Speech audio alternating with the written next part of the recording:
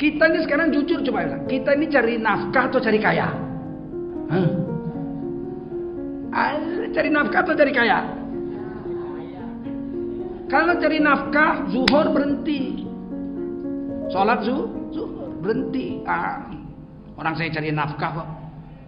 Dapat untuk diinfakkan untuk istri, diinfakkan untuk anak, diinfakkan untuk orang tua, diinfakkan untuk madrasah, diinfakkan untuk masjid. Saya cari nafkah kok. Sholat zuhur ya saya sholat zuhur dulu, nanti sambung lagi. Kalau cari kaya kan waduh, kalau berhenti toko ditutup, wah nanti aja lah sholat. Sholat nanti udah jam 3 azan, 2.50 baru sholat di pinggir. Berarti kita bukan cari nafkah, kita cari kaya.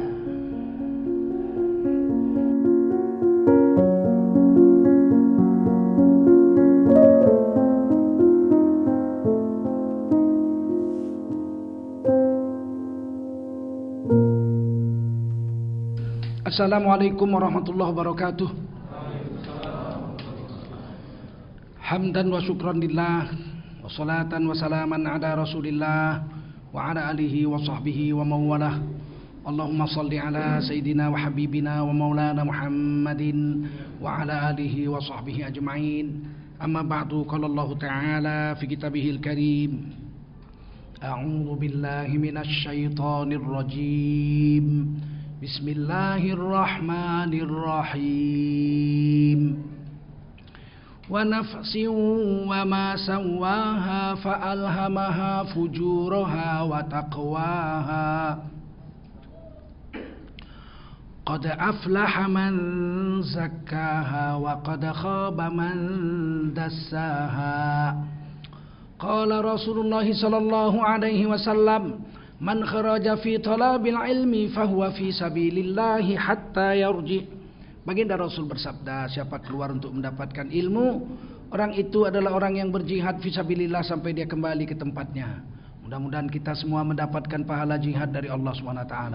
Amin. Sadaqallahul azim wa sadaqa rasuluhun nabiyul karim wa nahnu ala dhalika minasyahidin wasyakirin walhamdulillahi rabbil alamin.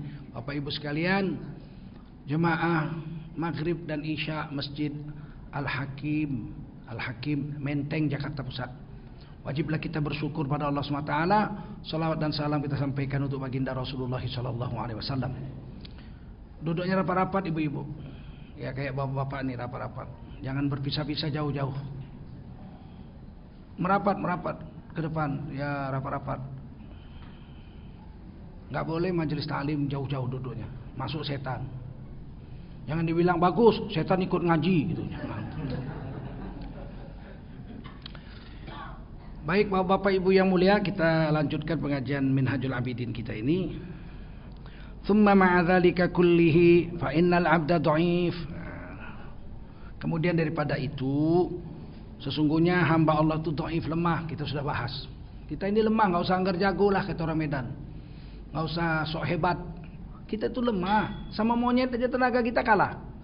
Monyet bisa gantung-gantung, kita bisa gantung-gantung. Coba tes gantung-gantung coba. Nggak kuat kita tenaga kita lemah. Lihat macan tutul tuh, badannya kecil, dia bisa ngangkat rusa yang 4 kali lebih besar dari dia naik ke atas pohon. Binatang kuat-kuat, kita lemah. Kita pun nggak kuat baca Quran 8 jam sekali duduk, sanggup? Sekali duduk 8 jam gitu. Shadaqallahul azimnya kalau mulai jam 12 siang, pulangnya jam 8 malam, berani? Enggak kuat, mata kita ngantuk-ngantuk gitu. Jadi kita memang lemah untuk urusan dunia, kita lemah untuk urusan agama apalagi. Jadi manusia ini memang lemah. Wa zamanu sa'bun. Zaman ini sibuk. Siapa enggak sibuk di zaman ini coba? Cari nafkahnya susahnya bukan main.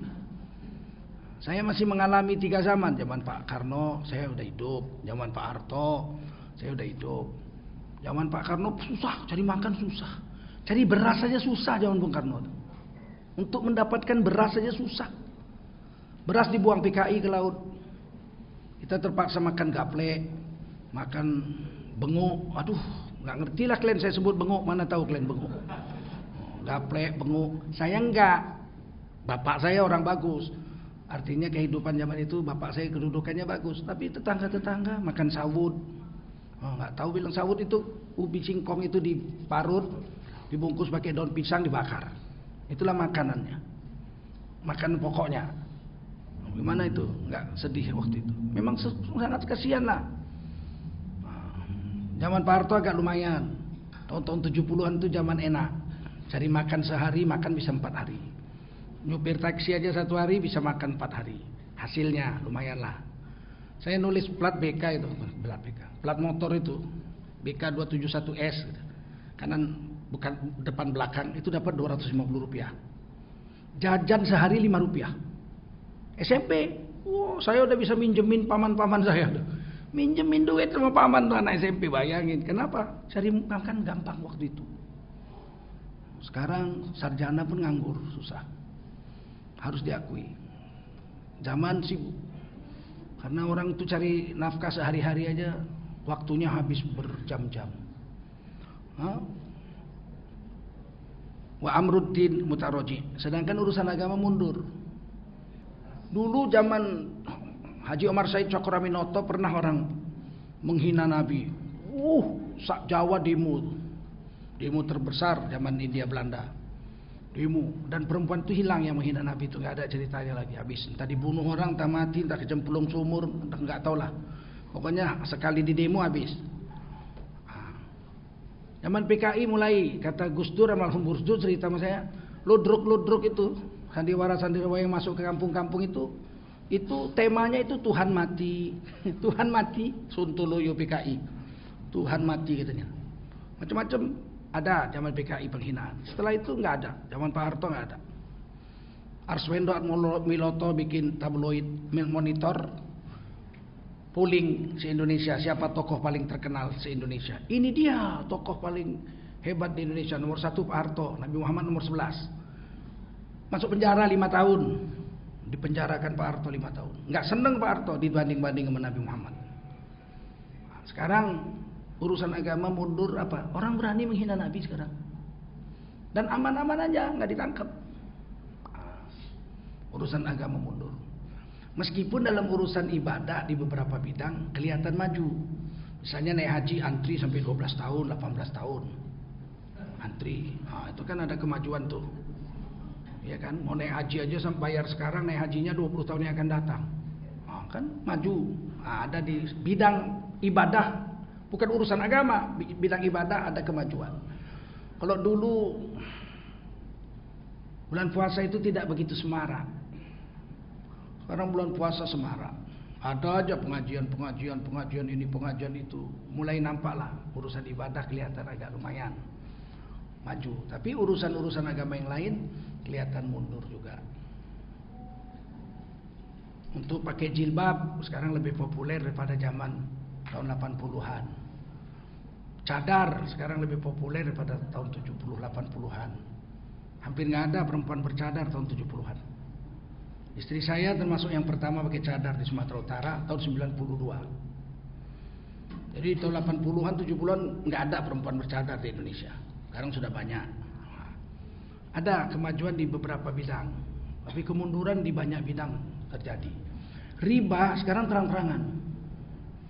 Dulu orang membungakan uang itu, bank-bank gelap itu, rentenir, itu sembunyi-sembunyi. Nah, sekarang terang-terangan lihat tuh di medsos ya nggak, utang, nggak bayar disiarkan ke seluruh HP kawan-kawannya. Ke HP saya tuh, saudara ini tidak bayar utang. Nah ini kan urusan agama mundur gini nih. Udahlah dia riba, dipermalukannya lagi orang yang tidak bayar, yang kesulitan. Padahal orang kesulitan utang itu mestinya dibantu, diberi maisaroh, diberi kemudahan, diberi khafifah, diberi keringanan. Bukan malah dipermalukan. Jadi urusan agama mundur, orang nggak ada lagi rasa empati, kesian gitu, nggak ada lagi.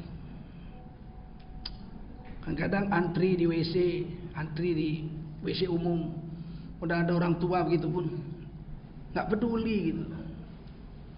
Orang tua ini nggak bisa menahan, kadang-kadang dia udah nggak bisa tahan, ya udah keluar.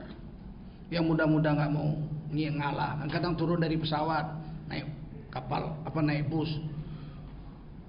Yang ada bangkunya di bawah itu 4 bangku di bawah, yang lain di atas, yang lain berdiri. Ada orang hamil tua berdiri, yang anak gadis duduk karena dia duluan masuk, main HP, nggak peduli dia gitu. Perempuan hamil berdiri bagaimana? Kita ingatkan, anak gadis kau berdiri, yang hamil itu duduk. Lu orang saya duluan duduk kok katanya. Kepingin aku gaprokkan kepalanya tuh. Bener. Nggak ada rasa manusiawi. Di Amerika nggak ada orang-orang yang kuat itu duduk. Saya pernah juga naik kereta api di Eropa, di Amerika. Saya itu disuruh duduk. Saya bilang saya masih kuat. I'm still strong. No. Your beard is white. Jenggotmu udah putih, katanya duduk kau katanya.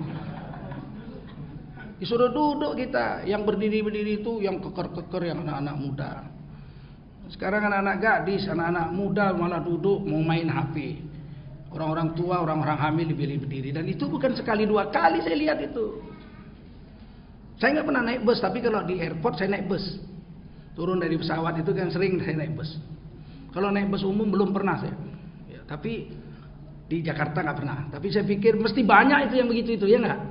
Yang tua-tua yang jompo-jompo disuruh berdiri, dia duduk enak-enakan, tidur-tiduran enak-enak. Urusan agama mundur. Orang mendulukan egonya, keperluannya. Saya ingat waktu kecil-kecil lah ya, SMP, SMA, saya kadang jarang juga saya naik bus besar. Sekali-sekali mau saya naik bus besar.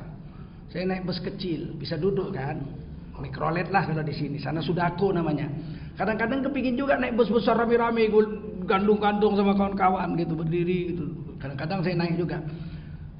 Ada perempuan hamil disuruh duduk, ada orang tua disuruh duduk. Itu yang duduk terus kemudian berdiri, itu selalu saya datang gitu.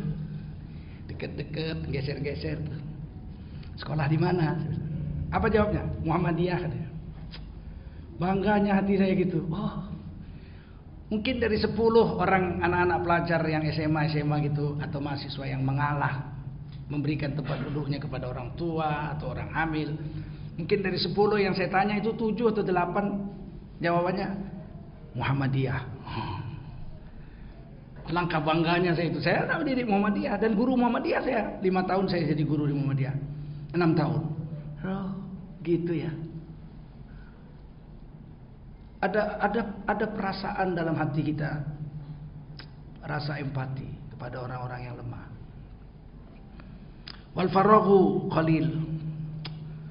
Dan yang sukses meniti kehidupan yang sibuk ini, yang urusan agama mundur, itu yang sukses meniti kehidupan ini sampai ke ujungnya, termasuk dalam golongan orang yang takwa. Qalilun, sedikit. Saya tidak maksud menghina orang zaman sekarang, saya juga orang zaman sekarang kan. Tapi waktu saya masih remaja-remaja, saya kumpul dengan orang-orang yang sudah tua-tua, itu akidahnya mantep. Itu kemenangan orang dulu menanamkan keyakinan kepada Allah itu mantep. Keluarga Sultan Delhi, saya ngaji dengan keluarga Sultan Delhi masih uwa-uwa saya, paman-paman saya. Ngaji gurunya Tuan Syekh Abdul Qadir, guru saya. Duduk gitu di istana Maimun, di istana ngaji. Itu walaupun ngajinya sederhana, yang dibaca pun paling 1 baris, dijelaskan 1,5 jam ngaji. Sederhana sekali, yang ngaji juga nggak banyak, paling 10-12 orang. Tapi mantepnya itu, keyakinan pada Allah itu terasa gitu. Sehingga hampir semua keluarga-keluarga istana Maimun itu meninggal dunia, saya lihati, itu matinya dengan kalimat la ilaha illallah di mulutnya, la ilaha illallah gitu. Itu keluarga-keluarga sultan, keluarga raja, orang-orang bangsawan. Tapi keyakinannya pada Allah itu hebat. Petani-petani, saya masih ingat itu nanam padi. Mereka tancapkan pancing, ya. Ada 10 pancing ditancap, kemudian dia kerja membersihkan rumput. Itu jam 12 sudah cuci kaki, kresek cuci kaki, minggir. Dia lihat matahari, sudah tengah hari. Kemudian bersih kaki, bersih tangannya semua. Air dulu mengalir jernih kan. Dia cabut tuh pancing tuh, ada yang dapat belut, ada yang ikan gabus, ikan lele, ikan betik gitu. Nah, diambilin ikan-ikannya itu dimasukkan, dia bawa bubuk. Terus apa? Dia pulang. Pancing dikumpulin, dia bawa pulang cangkolnya ditaruhkan di pinggir sawah. Nggak ada yang mencuri cangkol dulu. Dia pun jalan pulang. Kenapa? Mau sholat zuhur. Itu saya masih kecil-kecil tapi berkesan bagi saya. Mau sholat zuhur. Orang Jawa bilang luhur. Harap mulai sholat luhur. Sholat luhur. Waktu itu nggak terasa bagi saya apa-apa. Sekarang bagi saya itu terasa. Mantapnya keyakinan orang dulu dengan agama. Sawahnya paling 1 hektar, anaknya 12. 13 anaknya. Makan semua. Lauknya yang dipancingnya itu. Sampai di rumah dia sholat zuhur, keluarganya, istrinya membersihkan ikan. Dia makan siang, ikannya baru dari sawah itu diambil. Manis-manis ikannya. Kemudian dia balik lagi, jam 2 dia balik lagi ke sawah. Nyawah dia lagi sampai asar dia berhenti. Kalau asar dia di pinggir sawah itu. Ada gubuk, di situ dia sholat. Keyakinan pada Allah itu tinggi. Dan orang dulu lebih banyak berhasil meniti hidup ini ketimbang orang sekarang. Kalau sekarang matinya kan macam-macam. Mati tabrakan. Astagfirullah. Baru-baru ini ada pejabat mati nenggek. Tahu mati nenggek? Mati nangkring. Orang Jawa bilang matinya menangkring. Nangkring nang dhuwure wong wedok. Aduh.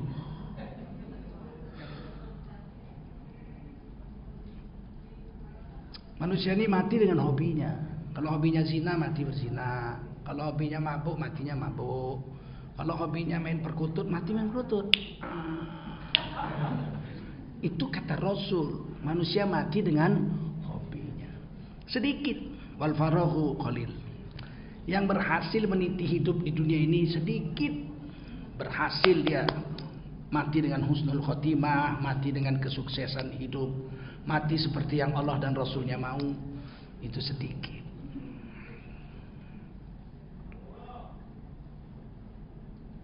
Wasyughulu katsir. Sedangkan kesibukan dunia itu padat. Ada kawan saya orang kaya. Saya ajak ke masjid, ayo kita iktikaf 3 hari. Jumat, Sabtu, Ahad kita iktikaf 3 hari. Kita tinggalkan kesibukan dunia ini, syughul cari kaya ini. Kita tinggalkan 3 hari, kita nginep di masjid, kita cari masjid di puncak yang sejuk, airnya jernih. Kita di sana 3 hari. 3 hari itu kita taklimnya 9 jam, 1 hari 3 jam kita taklim. Sholatnya 5 waktu berjemaah, tahajud pasti nggak tinggal 3 hari. Terus kita silaturahim dengan orang kampung. Wah, macam mana? Aduh, dia bilang apa? Saya ini sibuk. Kalau bisa 1 hari 48 jam kan? Aduh. 1 hari 1 malam itu 24 jam, kurang. Kalau bisa 1 hari 1 malam itu 48 jam. Wasyughulu katsir. Kesibukan dunia begitu padat, banyak, nggak berhenti, nggak habis. Sampai kapan itu kesibukan dunia habis? Ya sampai mati. Mati masuk kubur berhenti. Kalau masih hidup mana hilang itu, betul? Jam 2 malam masih kerja. Bayangin itu. Saya pun pernah mengalami itu. Masuk studio rekaman Jumat, habis sholat Jumat. Pasti pakaian sekolah. Main terus musik, tuk tidur paling sejam aja, nggak keluar dari studio musik sampai hari Senin, hari Ahad malam Senin, pulangnya jam 2 malam ditangkap polisi. Pakaian sekolah jam 2 malam Senin ditangkap polisi untuk bapak saya yang jemput. Bayangin kalau saya jalan sendiri. Kata bapak saya, ini anak saya. Oh, bagaimana anak bapak pakaian sekolah jam 2 malam ini malam Senin? Iya, anak saya dari hari Jumat siang baru pulang sekarang ini. Loh, kok bisa begitu?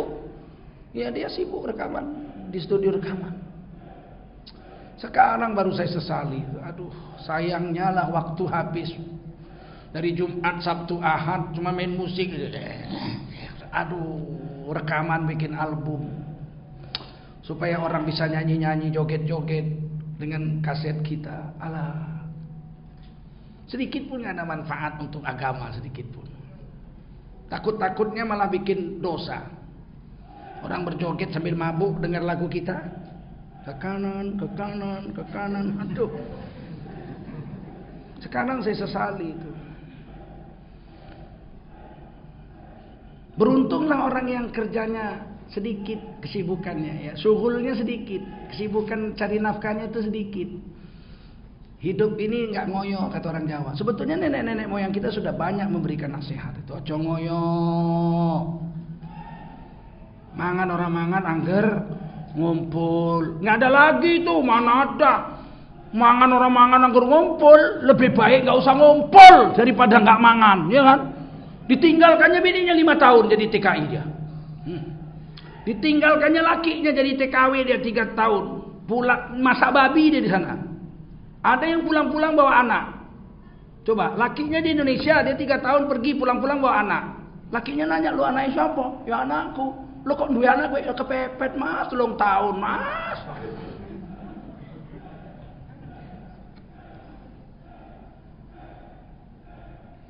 Syughul, cari nafkah katanya, bukan cari nafkah. Orang sekarang cari kaya, betul. Kalau dulu dari bahasanya dia bagus. Bapak-bapak dulu katanya, mau kemana ayah? Cari nafkah. Aduh, dari bahasa aja selamat. Cari nafkah. Nafkah artinya belanja. Belanja. Jadi kalau cari nafkah itu, kalau dapat nafkah, diinfakkan. Asal kata nafkah infak. Anfiqu mimma razaqakumullah. Kata Allah, infakkanlah. Yang kau cari nafkah itu kau nafkahkan. Setiap dapat dari Allah, nafkahkan. Mau selamat 10%. Nah, dokter dapat pasien 10. Bayar, apalagi spesialis. Ketuk-ketuk aja 300.000. Tuk tuk tuk tuk tuk tuk. Bapak sakit apa pak? Dokternya pun nggak tahu. Sakit demam pak. Udah berapa hari demam pak? Katanya di senternya. Oh iya. Tulis resep. 250.000, 300.000 diembatnya. Ya sekolahnya kan lama katanya. Untung kami ustad nggak balas juga ya nggak. Begitu dia mati, oh ini saya berobat sama dia 10 kali nih, kali 300.000. Anaknya datang, pak tolong pak diselenggarakan jenazah. Ya 5 juta lah. Balas saya ya nggak. Kenapa 5 juta mahal banget pak? Loh dia aja ngambil duit saya ketok 3 juta. Nah, sekarang saya ambil 2 juta, 3 juta tambah 2 juta, 5 juta. Nah, kan rusak nih begini nih. Semua mikirinnya apa? Syughul. Pikirannya mau cari kaya. Kita ini pikiran orang dulu itu cari nafkah. Kalau dapat nafkah, infakkan. Lurus. Bapak saya dulu kecil-kecil saya tanya, kemana? Papi, panggil papi. Papi kemana? Dipegangnya kuping saya gini, muka saya. Papi cari nafkah nak. Bapak saya sekolah Belanda, dipanggil papi. Tapi ucapan yang keluar dari mulutnya apa? Papi cari nafkah nak. Nah sekarang coba, bapak mau kemana pak? Bapak mau cari kaya supaya kamu uripmu seneng, hidupmu seneng, cari kaya. Doain bapak dapat duit yang banyak. Istrinya juga bilang, ayo bapak lagi cari duit, dapat duit banyak, bawa uang banyak, beli mobil, beli rumah, beli. Pikirannya itu aja. Kita ini sekarang jujur coba bilang, kita ini cari nafkah atau cari kaya? Hah? Cari nafkah atau cari kaya? Kalau cari nafkah, zuhur berhenti. Sholat zuhur berhenti. Orang saya cari nafkah kok. Dapat untuk diinfakkan. Diinfakkan untuk istri, diinfakkan untuk anak, diinfakkan untuk orang tua, diinfakkan untuk rumah, diinfakkan untuk madrasah, diinfakkan untuk masjid. Saya cari nafkah kok. Sholat zuhur ya saya sholat zuhur dulu, nanti sambung lagi. Kalau cari kaya kan waduh, kalau berhenti toko ditutup. Wah, langganan 5 datang aja udah dapat 1,5 juta. Nanti ajalah sholat. Nah, sholat nanti. Udah jam 3 azan, 2.50 baru sholat di pinggir. Berarti kita bukan cari nafkah, kita cari kaya. Wasyughulu katsir. Sekarang orang itu kesibukan cari nafkahnya luar biasa. Tak terbayangkan saya dulu Orang kerja malam, nggak terbayang saya. Dulu orang kerja pergi dari rumah jam 7 naik sepeda, maghrib sudah di rumah semua. Saya kan orang kecil-kecil kan zaman dulu, nggak terbayangkan saya itu ada orang kerja malam, itu saya tak terbayangkan. Kemudian teknologi berkembang, ada listrik, ada mulai pabrik-pabrik malam, shift, kerja shift. Saya pertama kali lihat orang kerja shift itu di Pertamina, Dumai. Sepupu-sepupu saya yang lebih tua dari saya itu pakai jam 10 malam pakai baju, lengkap gitu, tangan panjang, bajunya kayak baju kodok atau baju yang jadi satu itu. Itu kemana kamu, saya bilang kerja, masuk kerja. Pergi dege kerja, masuk jam 10 malam, pulangnya jam 8 pagi. Oh, ada kerja malam. Namanya shift. Shift itu gantian-gantian. Berarti ada perusahaan yang kerja 24 jam. Tapi apa perusahaan-perusahaan yang 24 jam? Perusahaan pemerintah. Pabrik, kilang minyak, ya kan? Pelabuhan, milik-milik pemerintah. Ke swasta masih tutup. Sekarang restoran 24 jam. Rumah sakit, udahlah rumah sakit 24 jam, pom bensin 24 jam. Maret, April, Januari, Februari 24 jam juga. Orang cari kaya, Pak. Ya kalau kita perlu belanja-belanja malam bagaimana? Lo belanja tuh pagi sampai maghrib urusan dunia kita. Malam itu kita disuruh qumil lail illa qalila. Malam bangunlah ibadah, sedikit aja tidurnya. Hari ini kan kita banyak cari makannya, banyak cari kayanya. Imam Syafi'i yang paling indah membagi hidup untuk urusan dunia ini. Sepertiga untuk cari nafkah, sepertiga untuk ibadah, sepertiga untuk tidur.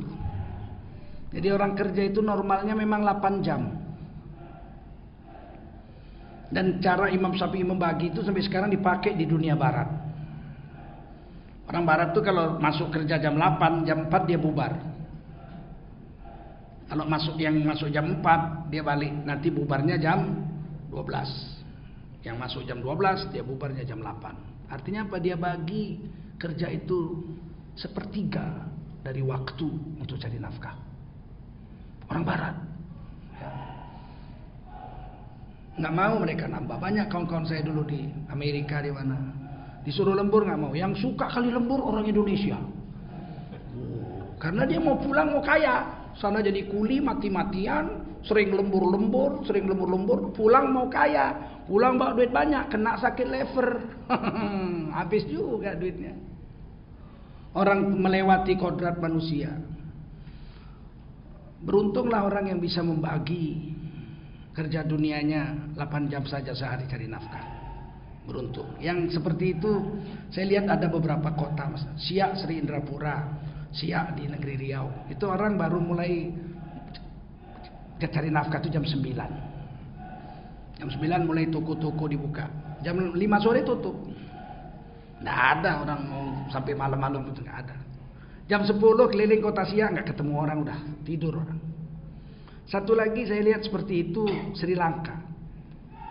Sri Lanka itu jam 9 orang baru mulai buka toko, mulai kerja cari batu, safir.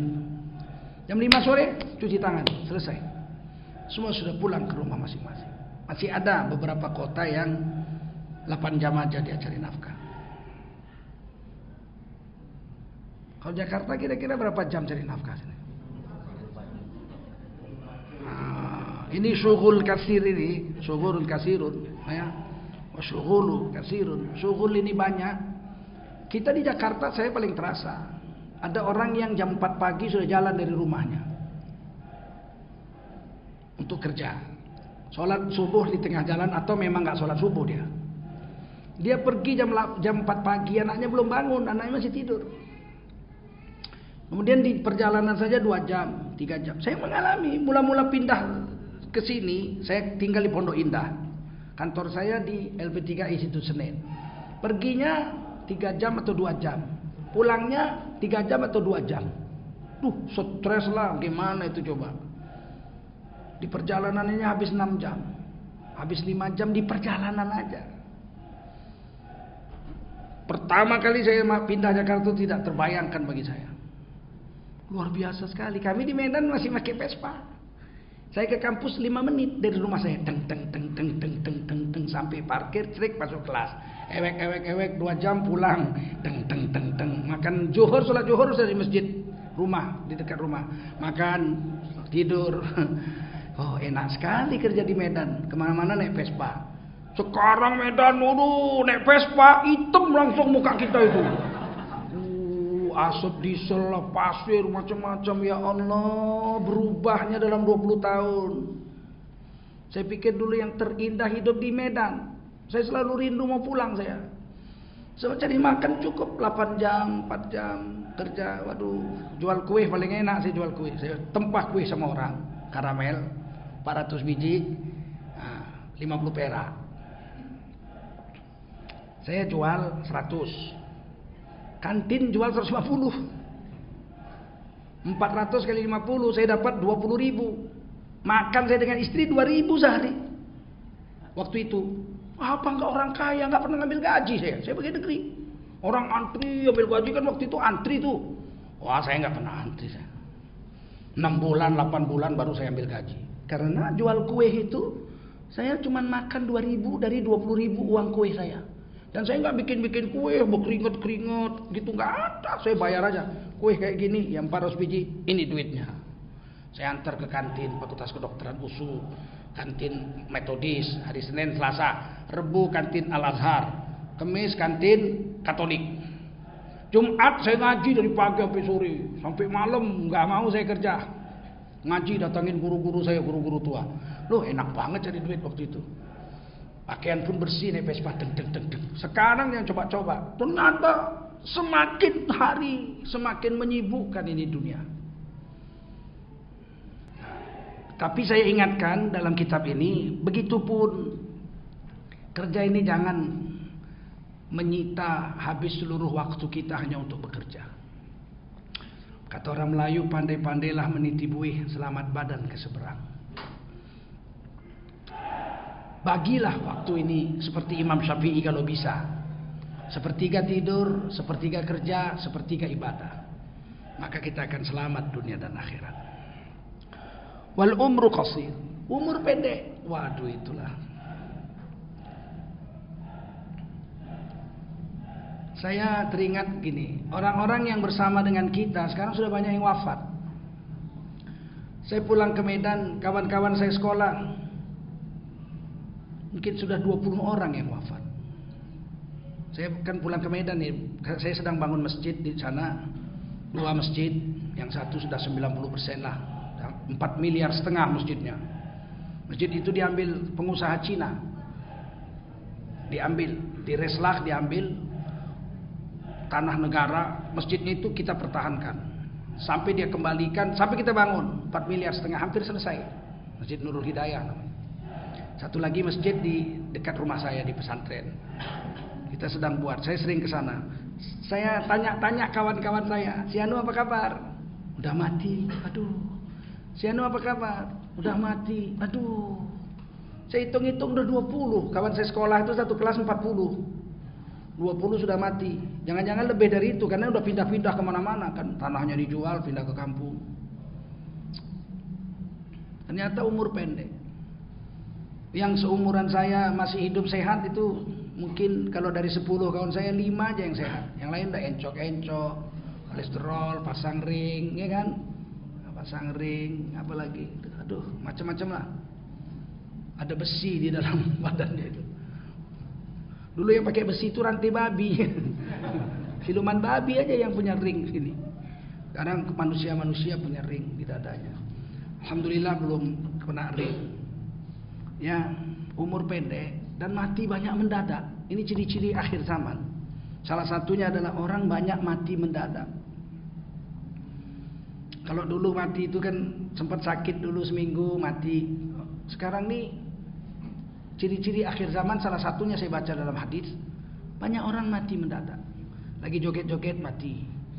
Lagi ketawa-ketawa mati. Lagi main golf mati. Lagi nyetir mati. Kawan saya lagi main musik mati, 2 orang. Kawan saya main musik. Dulu waktu saya muda main musik, itu yang mati main musik tua. Satu berdiri main organ, ketepuk mati. Belum terlalu tua, belum 50. Yang satu lagi main drum, tuk tak tak tak tak, tuk tak tak, tuk tak tak tak, ketepuk mati.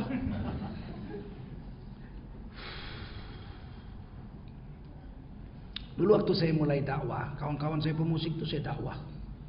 Satu-satu saya datangi. Di hotel-hotel saya datangi. Sebelum maghrib saya sudah datang. Mereka main sore, ada yang main malam. Begitu maghrib saya udah bilang sama orang hotel, di belakang panggung saya mau sholat. Dibentanglah itu spray putih, sholat. Saya imamnya. Kawan-kawan itu saya sholat, bapak-bapak sholat. Udah tua-tua, saya masih remaja.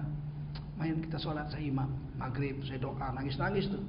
Habis itu mereka main lagi. Saya bilang, boleh main musik Jul, boleh, tapi jangan tinggal sholat ya. Dalam mazhab Syafi'i tidak haram musik. Oh iya. Datangi yang main malam hotel, datangi sambil nangis-nangis itu. Satu yang saya gak berani datang itu udah saya datangi. Inilah syughul ini ya. Pemain trompet mainnya di sebuah night club. Situ perempuan roknya sejengkal-jengkal aja. Banyak Cina-Cina lagi. Saya itu udah seminggu udah buat amalan, zikir, baca Quran, puasa sunat, malamnya saya tahajud. Maksudnya isi cas baterai lah, ya enggak? Handphone di-fullkan dulu lah baterai, karena ini tempat paling gawat ini. Saya pun datang naik sepeda motor sama kawan saya jam 12 malam, dia mainnya malam. Naik sepeda motor, kawan saya pakai jubah serban kayak saya bilang kamu jaga amalan. Seminggu, oke. Malam minggu depan, malam Ahad kita datangi. Datanglah kami ke situ. Perempuan malam banyak sampai ke halaman-halaman. Begitu kami dekat aja ke night club itu, perempuan itu diangkatnya roknya. Pak Haji, mari masuk surga.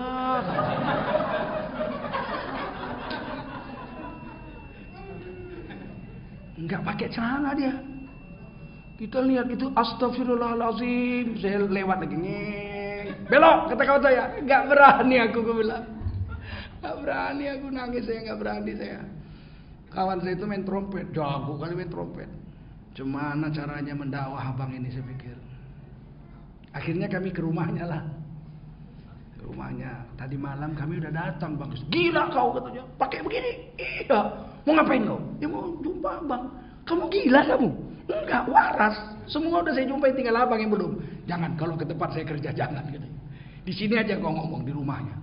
Saya bilang, Om, saya panggil Om. Sholat. Nangis juga dia.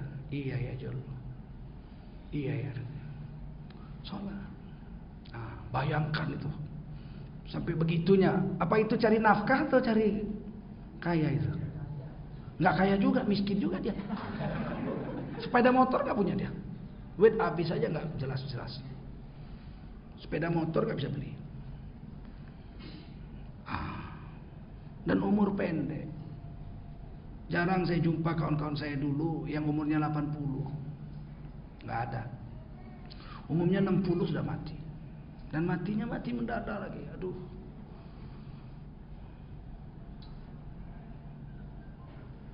Wal umru qasir.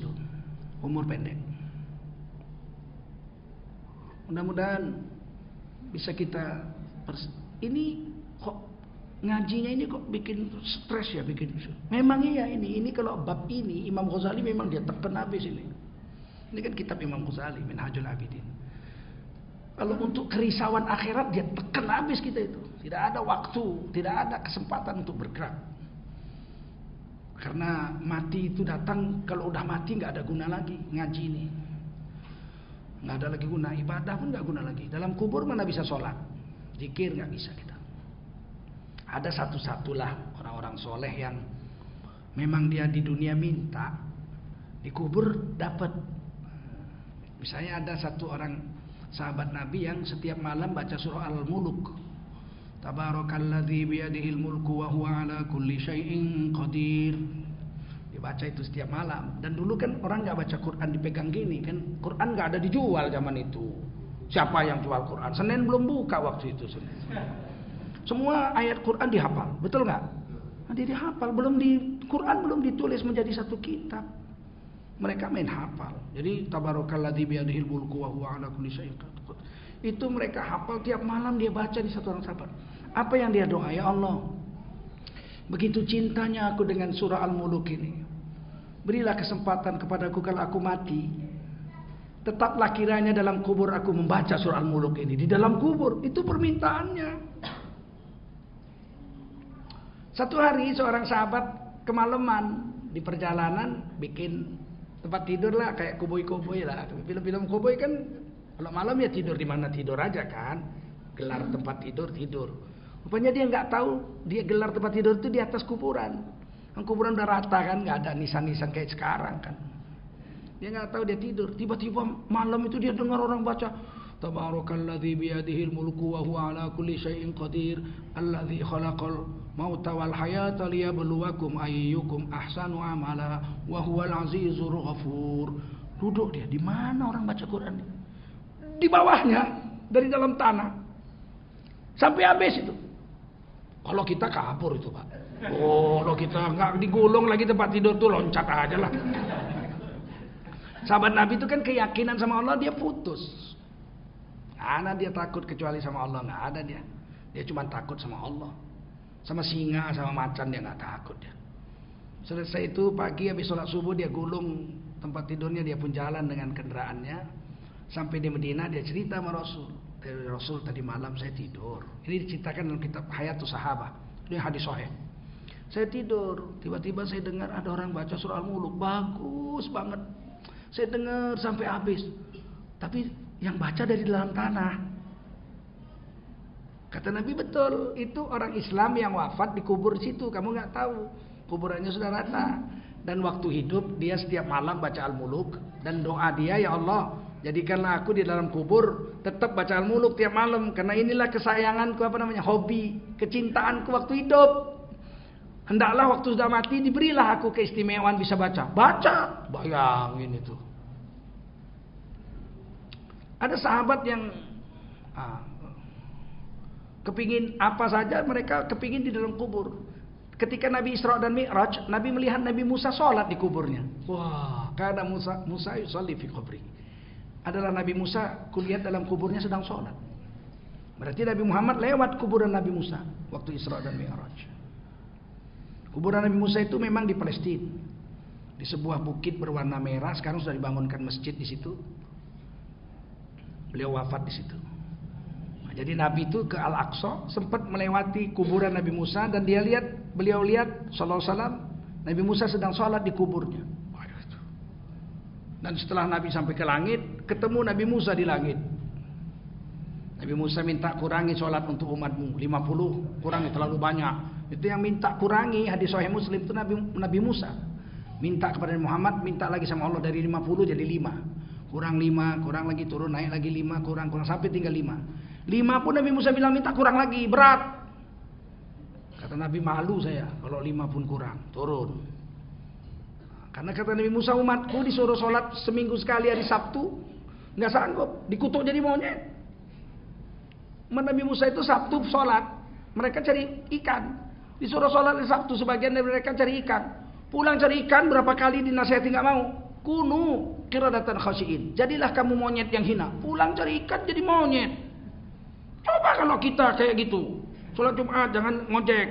Oh, berapa banyak tukang ngojek jadi monyet. Jangan ini Jumat sholat jangan bawa angkot. Berapa banyak supir angkot. Guru ya kan, jangan harus Jumat kamu mesti sholat, jangan berapa banyak ngerokok dia hari Jumat nggak sholat. Jadi saya pun tidak berharap macam-macam di kubur. Di kubur nggak dikebukin aja syukur. Jangan berharap di kubur saya sholat ya Allah, di dunia aja males. Saya kepingin dalam kubur baca Quran ya Allah.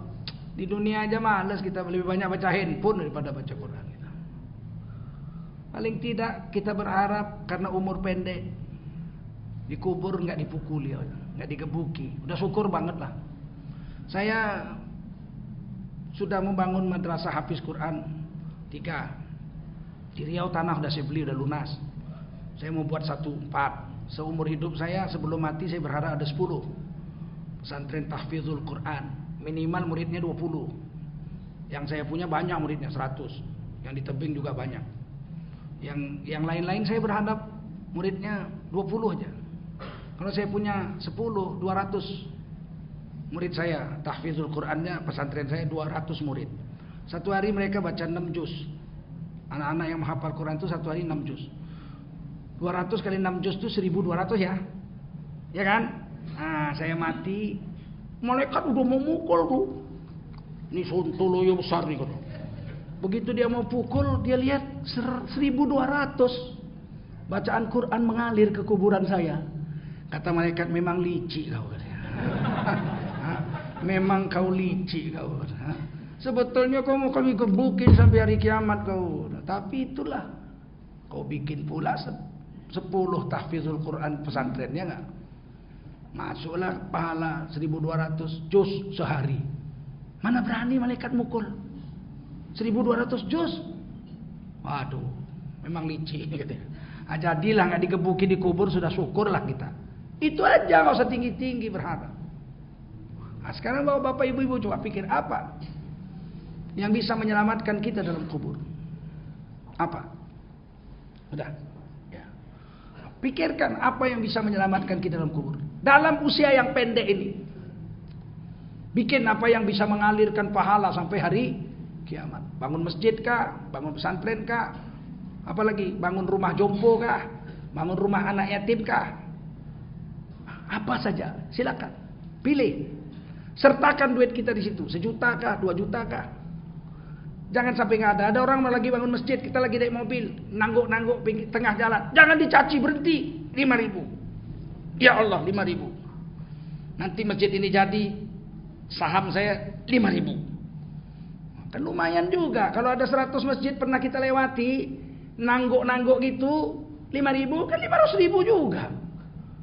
Ada 100 masjid yang punya saham kita. Mau digebuk malaikat kan? Punya saham 100 masjid, walaupun sauprit. Cuman tempat letakkan sendal aja ya. Ya tapi lumayanlah menyelamatkan kita daripada azab kubur dalam usia yang pendek. Mudah-mudahan taklim ini ada manfaat dan semoga kita termasuk orang yang faroh, ya, orang-orang yang ifroh, orang-orang yang selamat, yang sukses dalam meniti kehidupan yang serba rumit dan serba sibuk ini. Wassalamualaikum warahmatullahi wabarakatuh.